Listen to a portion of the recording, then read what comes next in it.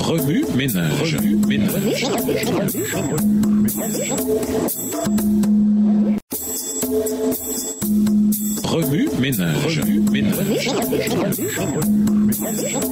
Bienvenue à votre émission Remue ménage. Nous avons un son de lundi, interprété devant les prêtres. Après avoir arrêté Jésus, les officiers l'emmenèrent chez Anne, beau-père de Caïphe, ce dernier étant le grand prêtre à ce moment-là. Jean 18, verset 13. Anne avait déjà servi en tant que grand prêtre, mais comme il n'exerçait plus cette fonction, il n'avait aucun pouvoir juridique dans la procédure. Son rôle se limitait à un examen préliminaire avant d'envoyer Jésus à Caïphe. Après avoir établi un lien entre les deux hommes,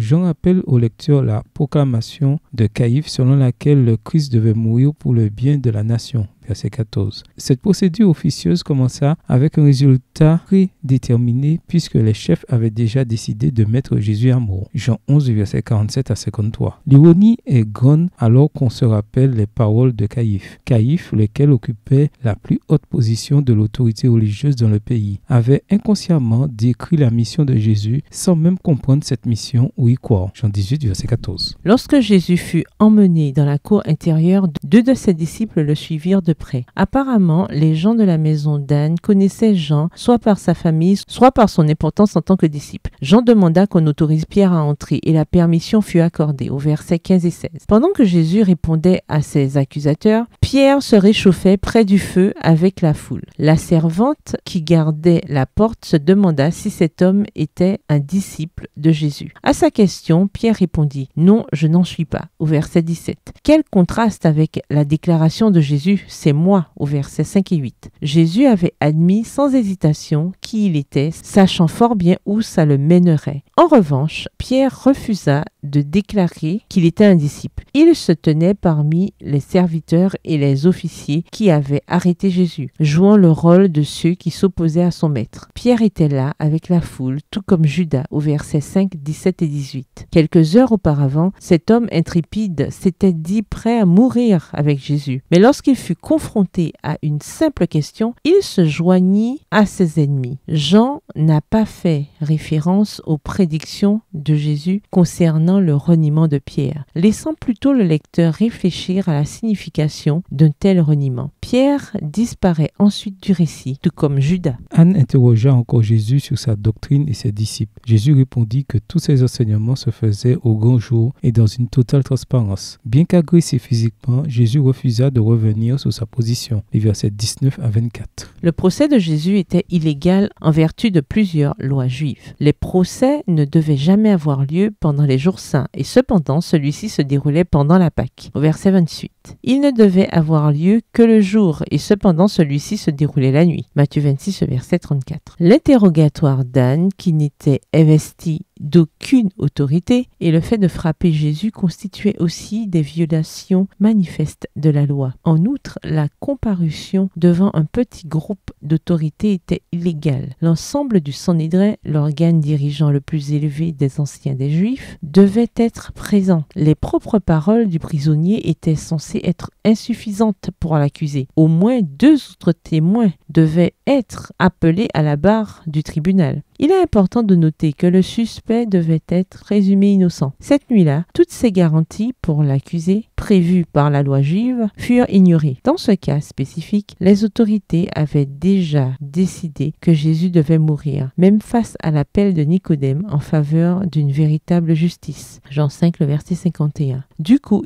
ils n'eurent aucun scrupule à organiser un procès manifestement illégal. Ménage, après avoir regardé votre texte écrit et annoté, quels éclairages particuliers vos notes semblent-elles indiquer dans l'ensemble? Quelles questions émergent après l'étude de la leçon d'aujourd'hui? Quelle partie trouvez-vous difficile? Quels autres principes et conclusions découvrez-vous? Comment Jésus a-t-il réagi à l'injustice dont il était victime? Au revoir. Et à demain si Dieu veut. Remue ménage. Remue ménage.